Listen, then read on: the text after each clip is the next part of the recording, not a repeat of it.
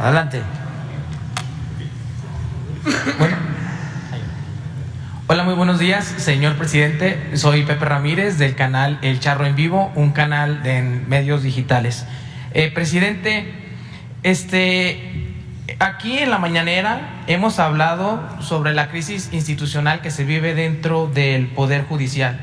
Las resoluciones por parte de los jueces, magistrados y de ministros que nos demuestran esta descomposición dentro de este poder de nuestro Estado. Casos son muchos: jueces que conceden amparos que benefician a empresas extranjeras e intereses facciosos, magistrados que liberan las cuentas de delincuentes, como es el caso de Cárdenas Palomino, o de ministros que, como ya hemos escuchado en los últimos días, pues violentan flagrantemente la Constitución. Hace unos días, señor presidente, la presidenta Norma Piña, en un discurso señaló que los mexicanos, para poder exigir nuestros derechos, los debemos primero de conocer.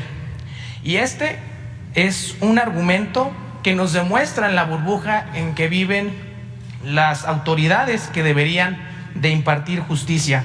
Los mexicanos conocemos nuestros derechos. Todas y todos sabemos que tenemos derecho a la salud, derecho a la educación, derecho a un trabajo digno y bien remunerado, a libre esparcimiento.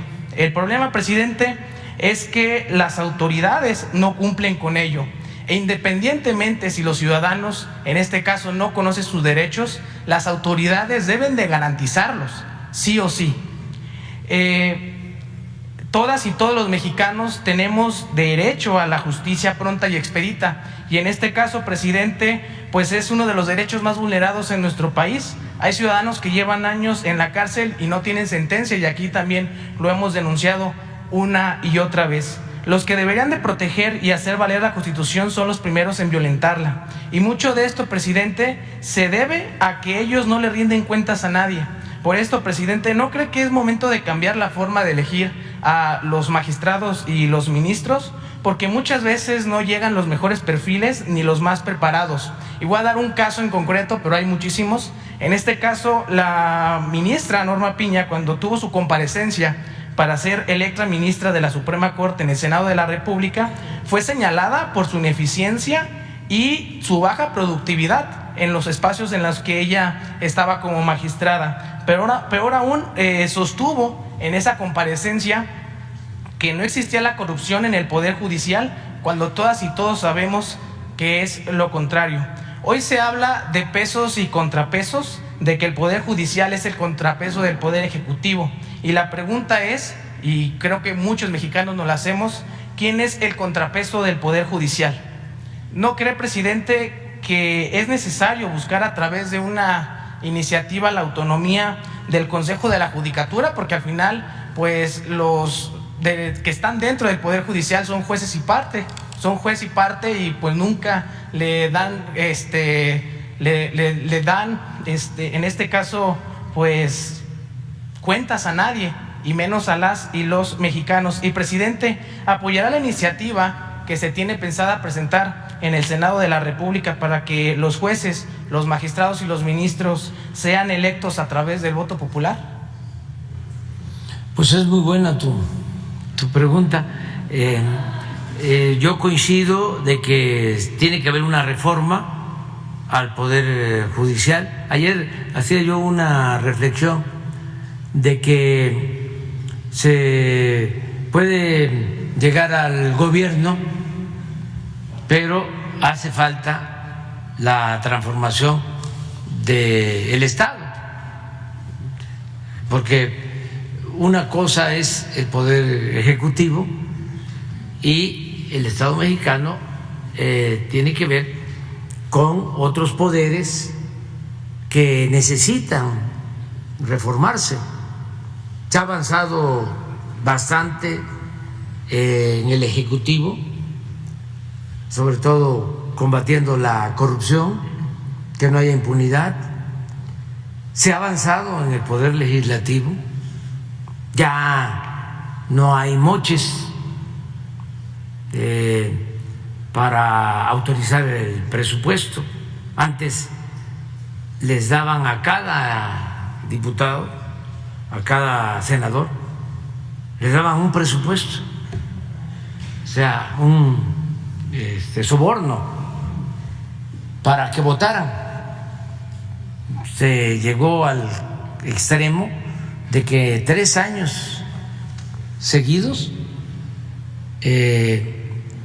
la Cámara de Diputados, que es la Cámara que aprueba el presupuesto, tiene la facultad exclusiva para aprobar el presupuesto, aprobaba por unanimidad el presupuesto. Todos. 3 años consecutivos. Porque habían esos moches. Cada diputado recibía un recurso cuando no le corresponde, porque no es su función la de ejecutar. Recibía un oficio de autorización para poder disponer de un presupuesto en 3 ramos. Les daban para el mejoramiento de las calles, para la infraestructura deportiva y para la cultura. Eso se repartía entre los diputados. Y llegaba un diputado a ver a un presidente municipal o a un gobernador, aunque no fuese de su distrito, y le decía: tengo esto, 10, 20 millones para las calles, te lo asigno a ti, nada más que me tienes que dar un 10%, un 15%, un 20%, un moche. Si no quieres así,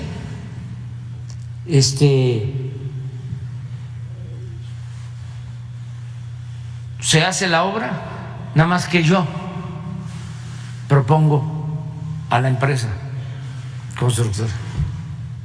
Así era. Y a los líderes de los grupos, a esos les daban más para repartir. Eso ya no sucede.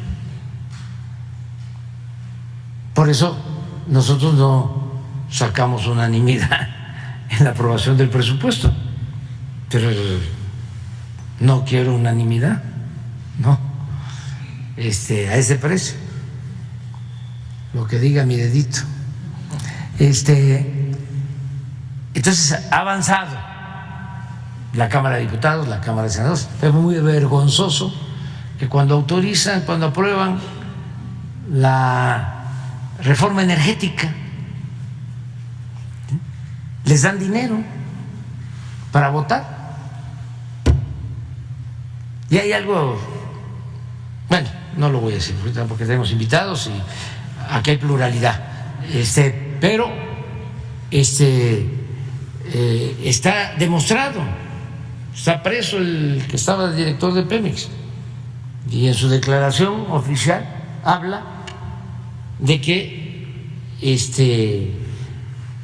recibía la orden de darle dinero a legisladores. No voy a decir de qué partido para no meterme en eso, para votar por la reforma energética. Entonces eso ya no.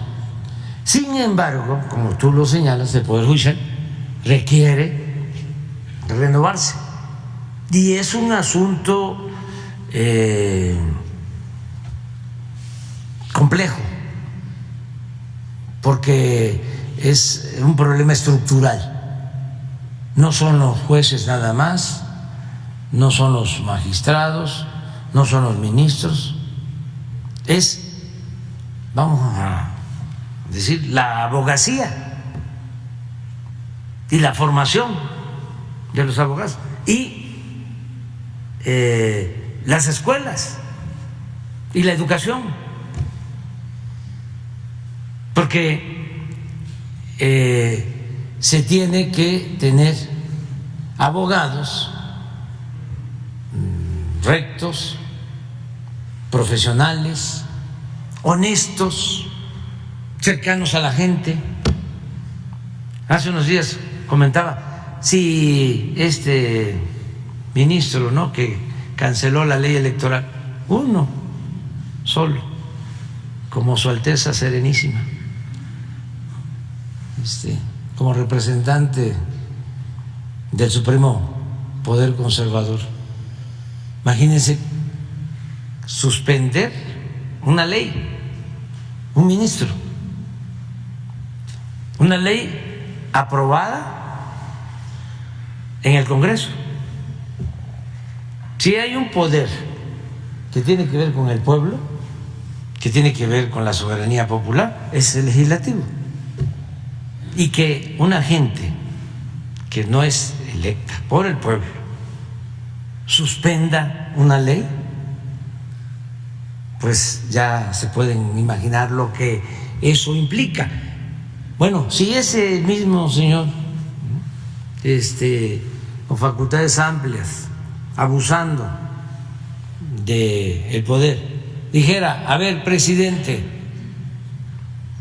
usted que está cuestionando tanto al Poder Judicial, nombre usted, proponga usted a los 1.500, 1.800 jueces. Nada más que tiene usted que garantizar que sean profesionales, que sean honestos, que sean cercanos a la gente. ¿De dónde los voy a sacar? Es un problema estructural, o sea, no es un asunto que se pueda resolver de la noche a la mañana. Y así estamos en otras profesiones. El caso de la abogacía, pues toda la formación en los últimos tiempos tuvo que ver con el derecho privado, con lo mercantil, con lo penal. Y el derecho público casi desapareció. El derecho laboral, el derecho agrario, el derecho social. Ya no se enseña eso. Cambiaron los planes de estudio. Entonces, ¿qué necesitamos? Pues seguir avanzando, ¿sí?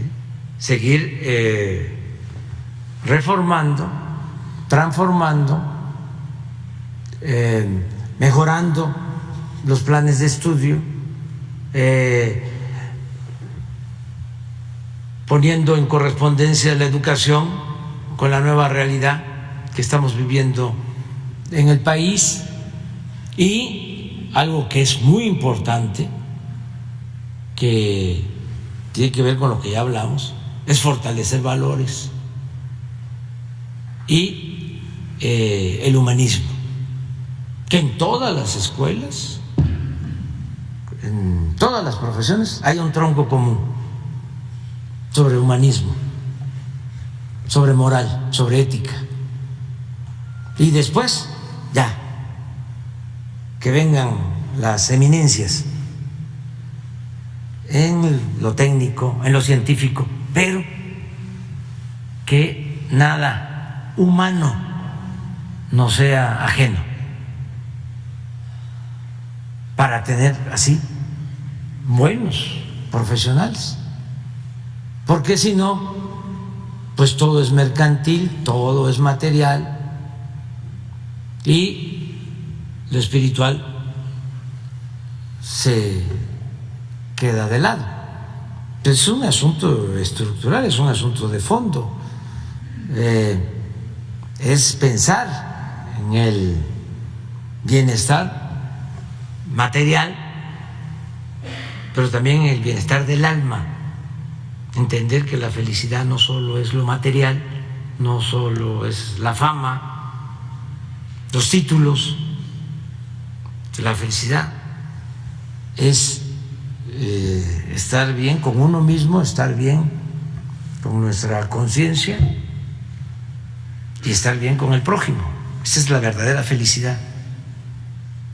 Y insistir, remachar una y otra vez que solo siendo buenos podemos ser felices. Pues son valores. Entonces, ya los que van a venir, o sea, porque ya nosotros vamos a pasar a retirar. Digo, no nos vamos a ir de este mundo, pero sí vamos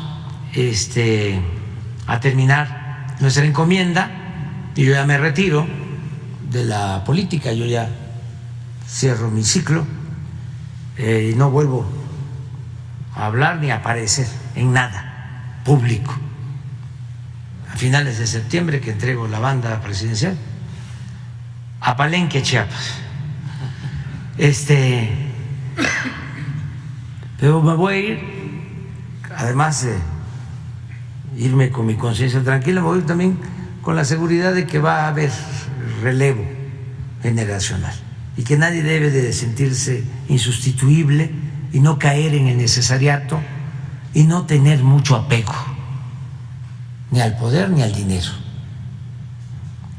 Y los que están, los que vienen, ahora que voy a los actos, me da un gusto que predominan los jóvenes, como nunca. Ahora que hicimos una manifestación, una marcha, no podíamos caminar, no hubo marcha, no podíamos dar un paso, hasta era asfixiante, ¿no?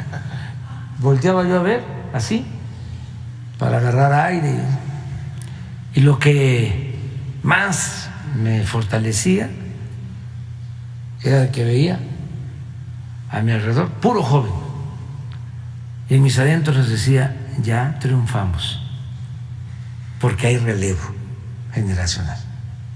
Eso es muy importante. O sea, ya se echó a andar este movimiento. Ya nos vamos a desayunar. Ya. Presidente, nomás una petición.